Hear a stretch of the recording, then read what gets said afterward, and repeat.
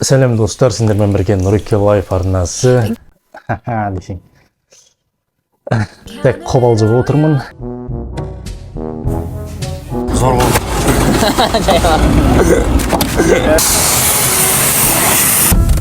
Расыл қандай?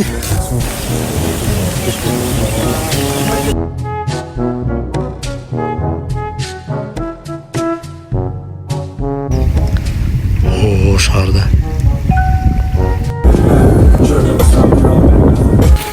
Ya bu oyun bitenenge soğuk oynandırmadın.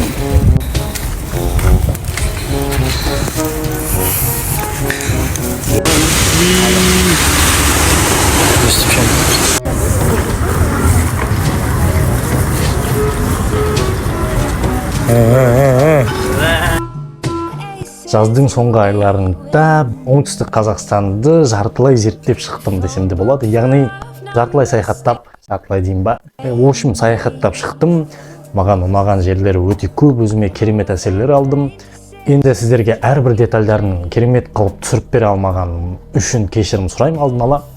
Барынша видео түсіруге тырыстым, бірақ дегенмен де телефоным үлкен, палева болып қалыпты да. Енді мен басқа блогерлер сияқты ашықтан ашық түсіре алмаймын, өйткені ұялам ба, үшін социофобия бар ма десең ойнап айтам. Менде негізі социофобия особо қатты емес. Олардың камерада өздері ыңғайсыз ұстанулары мені жасырын түсіруге итермеледі десем де болады. Біз сапарға аттанайын деп отырған күн, ол күні біз бір Астанадағы мейрамханаға ма, кафеге ме бірдеңеге бардық. Общем айтқанда, ол жақта тамақтанып алып, ертеңге жоспар құрып отырдық. Сол жерде бір баланың Hyundai деген машинасы болатын. Мені де олар алып кетпекші болды, бірақ ортадан бір бала қосылып, ол да барамын дегендіктен аяқ асты мен қалатын болдым. Яғни кейінге ауыстырылды. Яғни той уақыты жақындаған кезде, айтпақшы, біз ол жаққа негізі тойға бара жатқан болатынбыз. Және қасындағы балалардың барлығы Шымкенттің балалары. Ауылда olmak шерек. Қызашке, қанажа. Сосын сенесіздер ме, мен өмірімде бірінші рет лежачий автобус дегенді көрдім. Оған дейін біз жақта ондай болған емес. Яғни алыс жолға арналған пойыз сияқты керемет әрі тез жүретін автобустар екен. Және біз тамақ ішіп отырдық. Содан кейін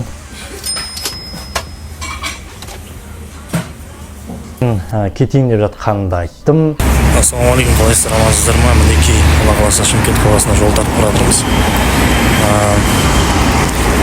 Алдыда не болатынын көреміз, қызықтар алда десең. Және де автобустың ішіндегі вайпты түсіруге тырыстым. Бірақ та ол жердегі вайпты түсіру өте мүмкін емес, яғни өте бөлекше сезімдер болды. Ана жердегі әрбір керемет, білмеймін, біз отыратын автобусқа үйреніп қалғандықтан ба, жататын автобус бәрібірде бөлек болып тұрды. Сондықтан да бәрібірде ерекше аурасы болды. Так, жолдың ортасына да келдік. Бұл жерде біз әжетханаға шыққан болатынбыз. Шымкентке сәл-ақ қалды. Өте андай интригующий сезім ғой, кәдімгідей, білмеймін ше. Өйткені мен Шымкентті басқаша деп елестетіп жүрдім. Неліктен екенін қазір айтамын. Айтуға ең керекті нәрселердің бірі тұратын жер. Ол ауылға барған кезде қайда бардым? Әлбетте ауылдың адамдары өте қонақжай.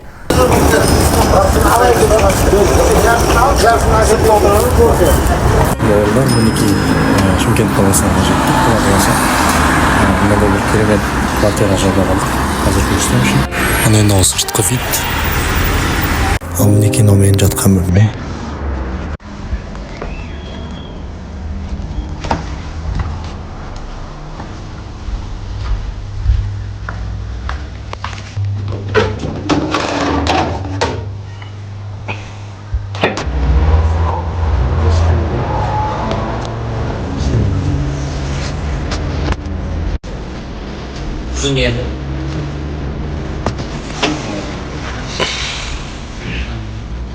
Қасындағы Нұрасыл деген өзінің аттасын. Сондай бір керемет үйіне алып барып, құдайындай сыйлап күтіп жіберді десем болады. Дегенмен де құдай қонақ деген ол жақта әлі де бар екен. Өте керемет қарсы алып, күнде таңғы асымызды, обедімізді, кешкі асымызды барлығын алып келіп, кәдімгідей ерекше кайфпен жеп, бай сияқты өмір сүрдік. Короче, жеге қазір бір ауылға келдік. Мен ұйықтап тұрдым. Бұл ауылдың аты Қызыл Әскер ма сондай, в общем, Шымкент жақтағы ауыл. Яғандай типа мен тойға келе жатырмын. 15-да. Бүгін 10 ма 9 ма әлі бір апта бар да, короче, ол тойға. Енді не істейтінін білмеймін же. Енді көреміз. Қызықтар болып жатса, Алла қаласа түсіремін. Десең. Содан кейін оған әлбетте алғысымды айтамын. Ол жақта да жүріп те біз теңге құртудан жалықпадық. Оны енді видео тез болып жатқандығы үшін кешірім сұраймын.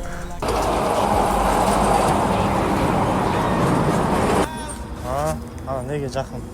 Мына жерге жақын қараймыз. Орай шамасы. Газ деп отырып байлап қоямыз, газге бір тоқтап байлап аламыз. Алпам, негізгі кадрлардағы видеолардың барлығы ұзақта түсірілген. Зор болды. Байлады. Арбайлады. Жолда қалия болады.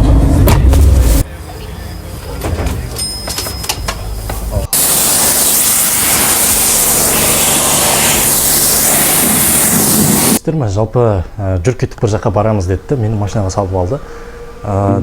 Сол күні мен бара жатқан баланың класстасы үйленіп жатыр екен.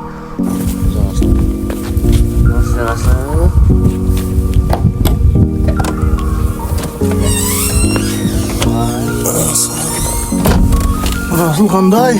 Оған менің не қатысым бар екен білмеймін, бірақ та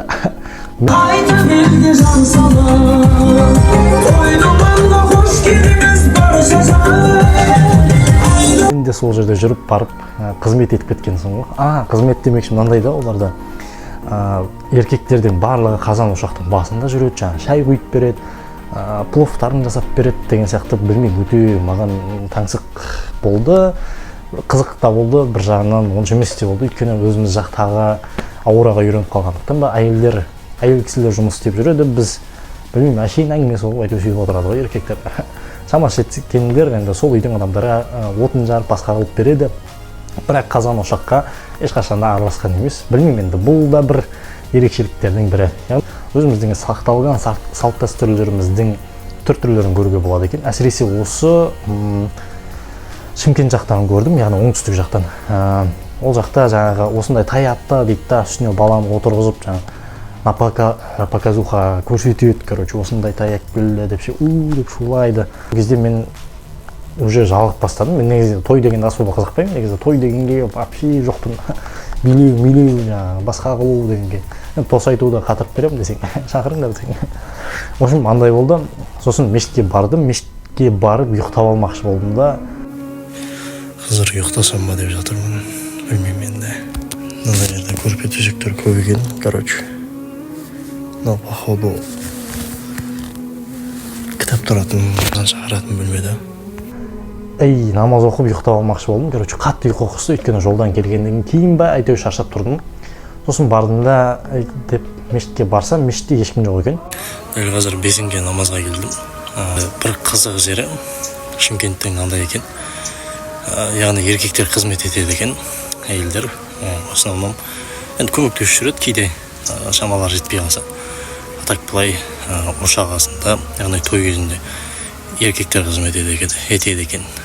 Бірақ маған той ұнамайды, сол үшін кетіп қалдым мешітке. Енді ошақта бір ошақта өткізгім келеді күнімді. Айтпақшы, мен есек көрмегем. Есектің дауысы шығып жатыр. Енді почти қолданылмай тұрған ешкім бармайтын, тек қана азан шақыратын бір адам бар. Ол адам тіпті өзім көрмедім де, бірақ мен барған кезде ол кісі жоқ болады. Мына жерде сосын Өзбекстаннан келетін су бар. Табиғат машалла. Көріп тұрғандарыңыздай. Анау жақтан келеді. Қасында тура Өзбекстан бар, короче. Солай. Сосын бардым да сол жаққа барып ұйықтап алған соң, сөйтіп көзімді ашсам, қасымда Нұрасыл отыр. Не істеп отыр деп қалған соң, шошып кеттім басында. Соң қайтып ұйықтадым, одан кейін. Содан кейін екінті намаз уақыты кірді, екінтіге дәрет алып алдым да қайтып бірдеңе істедік, ары есімде жоқ. Жақын, короче, андай гулянка сияқты бірдеңе болды. Солда біз андай не қылдық, салют па бірдеңе аттық, короче. В общем, сол бала біраз шашылды, негізі тойға. Салют аттық, машиналармен жүріп, бүйтіп приставать етіп бірдеңе қылып жүрді айту. Одан кейін біз қайда бардық? Көптен бері ойлап жүрген, көптен бері андай бір арманым еді негізі. Яғни Сарыағаш медресесін көру. Бала кезінде сол жаққа түсуге армандаған болатынмын. Өкінішке орай ол бұйырмапты, қайыр әлбетте. Ана жердегі аураны, ана жердегі табиғатты, жаңағы үйлестірген зданияларды айта алмаймын. Кәдімгідей ол жақта оқып жатқан адамдар ана жерде сезініп, бір білім алмаса, бір қайғы сияқты. Енді білмеймін, өзім бәлки ілімге қатты қызыққандықтан ба, білмедім. Бірақ негізі нағыз оқу оқитын, сондай білім алатын, болашақта ғалым болуға тырысатын, осы адамдарға пайдасын тигізетін, сондай бір үлкен мамандық иесін алып шығуға болатындай аурада ана жерде. Содан кейін біздер гулянкада болдық. Ол жерде енді машинамен ары бері жүрдік. Мен басында түсіріп отырдым бір-екі кадрларын. Кейін қарасам ұйықтап кетіппін. Уже кешке жақын тойға бірақ бардық та. Бірақ тойда мен бір-екі кадрларды түсірдім ба, түсірмедім ба, есімде жоқ. Ол жақта мен не істедім? Ол жақта просто отырдым, сөйтіп қайттық. Болды. Содан кейін тағы да бір таңымыз атты. Ол кезде біз уже Шардараға барайын деп жаттық. Енді Шардараны былайша сөйлесіп жүрген кезде адамдармен былай сұрастырып былай көретін едім. Короче, Алла қаласа бүгін Шардараға бара жатырмыз. Жаңа көрсеткен қармақ бар, артта қармақ бар, тоже тықпалы болып. Қызықты моменттер болса, жоқ. Қызықты емес, вообще түсіре алсаңыз жөн. Қысқасын айтқанда ойлайтын едім, бір кішкентай ғана көл шығар деп ше, көлшік сияқты бірдеңе шығар деп ойлайтынмын. Демек, дегенмен үлкен су сақтау, су қоймасы екен. Ол жерге барып суға түстік. Суға түскеннен андай болды, асты белгісіз, жағасында балықтар жүреді, жаңағы жылан бар ма деп қорқады екенсің. Бәлки басқандай да бір мутацияға ұшыраған бірдеңелер бар ма деген сияқты нәрселер елестеп кетеді. Өйткені асты тұнық емес. Сондықтан суға түскен кезде қатты қорқасың. Суға түсіп жүрдік. Сосын анандай жерде бір білмеймін, видеода көрсетемін, сондай бір нәрсе тұрады, короче. Сол нәрсеге жетеміз деп ойлаймыз. Яғни мен өзім Алакөлде көп жүзгенмін, бірақ та алысқа бармағанмын да. Яғни аяғым тартылып қалудан басқадан қатты қорқатын едім. Короче, бауырлар, біз батып қалдық та ғой. Енді ары көрдік, бері көрдік, болмады. Трактор шақыру керек болады. Ал мен заттарды алып бара қарай. Қазір сіз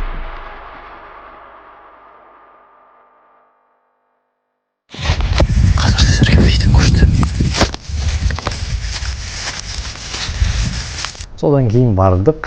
Барғанша мен енді қолым талып, орта жолда батып кетем ба деп ойладым. Ананың биіктігі енді білмеймін қанша метр екенін, бірақ бүйтіп ойласаң кете бересің астына қарай. Не болса да енді жеттім, әрең дегенде жеттім. Бүкіл өмір көз алдыма келді. Сол сәттерде мен ана жағаға жетсем дедім ғой, короче. Өмір сүруімді кәдімгідей андай бір не қыламын деген сияқты ойлар болды. Қолға аламын, білмеймін, өмірімді өзгертемін, жақсы жаққа бұрамын деген сияқты ойлар келді. Ана жерде прям өлгім келмейтін деген түсіндім. Демек мен өмір сүру керек екенмін. Дедім да әйтеуір бірдеңе қылып бүйтіп арқамен жатып жеткенсің ғой жағаға. Шүкір дедім, кәдімгідей дұғамды жасап. Қатты қорқынышты болды. Сол Шардарада біз біраз батып қалдық. Машинаға келіп көмектесті. Ол жерде де біз оған ақша төледік, жаңағы шығару үшін. Бізге тапчан салып, төсектер салып берді, соның барлығына люкс па бірдеңе қосып берді ғой. Сосын біз бір-ақ балық ауладық. Одан кейін қайтып кеттік та. В принципе, мен көлге түсу ғана үшін барғанмын. Балық аулауға мен қызғанмын. Оның менің қызығушылығым балық аулаудағы тыныштық үшін ғана барамын десем болады. Бұлай білмеймін. Кімдер не үшін баратын? Біреулер балық аулаудан кайф алады, біреулер басқандай деген сияқты. Бірақ мен тыныштық үшін бардым. Тыныштықты ала алдым десем де болады. Қайтар кезде тағы да бір рет батып қалдық. Содан кейін қайда бардық.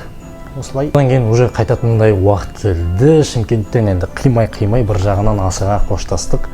Мендегі бар план енді жұмыс істеу. Не деген мен энергичный болып тұрмын ғой. Және де осы кадрлардың барлығын осындай керемет бір видео жасап шығу болды ойымда. Надеюсь, шықты деп ойлаймын. Бір керемет видеолар жасай алдым деп ойлаймын. Білмеймін, енді әлі көрген жоқпын, дәл қазір процесс үстіндемін, түсіріп жатырмын десем де болады. Алла қаласа жақсы видео шығатын шығар деп ойлаймын. Содан кейін біздер не істедік? Шымкентке бардық. Шымкентке барған кезде маған Нұрасыл жүр, керемет жерді көрсетейін деді. Енді ана жерге барғанда жынды ұқсап артымен өтіп жатырық қой біз.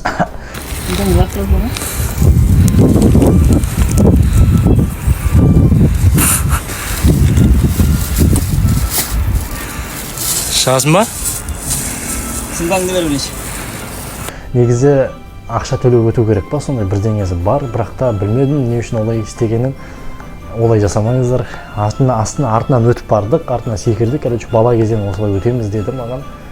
Сендіргісі келді ма білмеймін. Сол кезде өтіп бара жатып, мен секірген кезде сумкамды жыртып аламын ғой.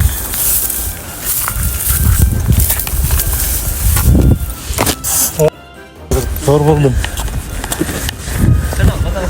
Сумка жыртылып қалды. Короче, и сумкамды жыртып алғаннан кейін енді ыңғайсыз болды, не дегенмен біраз жолдарды сол жыртық сумкамен жүрдім. Енді ананың ішіне кіргенде көне ғаламға түскендей болдым. Сондай аура беріп тұрады екен. Манекендердің өзін керемет қылып, 3D қылып жасап қойған. Барынша жан рахаты үшін ғана, өзімнің көзіммен көру үшін ғана жүрдім. Бірақ камераға бір-екі видеоларын түсіріп, кадрларын түсірген болатынмын, көріп тұрғандарыңыздай. Бірақ та енді барлық кереметтерді, барлық қызықтарды түсіре алмағаным үшін кешірім сұраймын. Жалпы андай Sony Vegas деген кішкентай камера бар, короче, сондай сатып алғым келіп жүр. Сондай алып беремін десеңіздер, мәрхабат, реквизит, комментарийді десең. В общем, осындай қызықтар болды. Енді ұстап алама деп қорықтым. Заман есіктен шығар кезде қатты ұялдым. Өйткені ана жерде платный емес екендігін білмеймін. Бірақ ана жерде адамдар отырды да, бірақ бізге ештеңе деген жоқ. Бәлки платный емес шығар. Адамдар аз да, бірақ ананың ішінде. Солай, енді тарих сабағын оққан қыш құмыралар, басқалар барлығын көрдім ше. Кәдімгідей, білмеймін, ескі ностальгия уақыттарды еске түсіріп жіберді. Содан кейін не істедім? Содан кейін бардым Шымкентке. Нұрасыл сағат 7-де отырып кетті. Мен сағат 10-да отыруым керек еді. 3 сағат бойы уақыт өткізу керек болды. Сөйттім да барып сумканың орнына пакет сатып алдым. Енді сумка сатып аламын деп ойлағам, сумка жоқ екен. Сумка айырылып қалды да, мен сумка алу керек болады. Қарасаңыздар. Пакет маған бірдеңе алып алу керек. Болмайды деп кезде. Кішкентай алып қалды, короче. Сосын андай дорба сатып алдым. Ол дорба қазір ана жерде тұр. Содан кейін мінекей жаңадан үйге жайғастық. Осылай міне қызықты болды деп ойлаймын. Аузым тынбай сөйлеп отырған шығармын бәлки. Осы соңына дейін көрген болсаңыздар, Алла разы болсын. Лайк басып, коммент жазып кетсеңіздер де болады. Енді қалауларыңыз ғой, өздеріңіз білесіздер. Подписка жасап кетсеңіздер де болады. Колокольчикті басып кеттіңіздер, если что. В общем, солай алдағы уақытта қызықты видеолар шығады деп ойлаймын. YouTube-ты қайтадан қолға алып жатырмын. Қайтадан қолға алғанда мен YouTube-ты тастамағанмын. В принципе, аз-аздан болса да, әйтеуір үзіп бір видеолар түсіріп қойып жатырмын. Мейлінше контентті жаңартуға, өзгертуге, дамытуға тырысып жүрмін. Өзімді де қоса дамытып,